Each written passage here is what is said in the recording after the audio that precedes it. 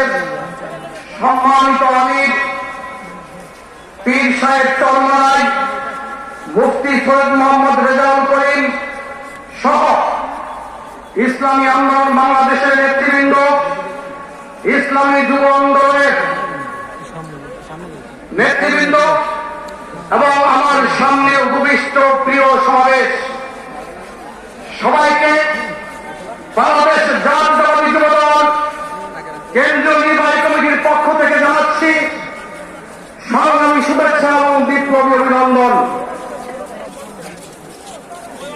বন্ধুরা আমার, প্রথমে আমি স্মরণ করতে চাই শহীদ রাষ্ট্রপতিকে। রাজনীতির কোন সুযোগ তখন ছিল না, কিন্তু শহীদ রাষ্ট্রপতি জিয়াউর রহমান ধর্মীয় রাজনীতির সুযোগ করে দিয়েছিলেন। আমি শ্রদ্ধা নিবেদন করতে চাই আমাদের প্রিয় নেত্রী দেশনেত্রী বেগম খালেদা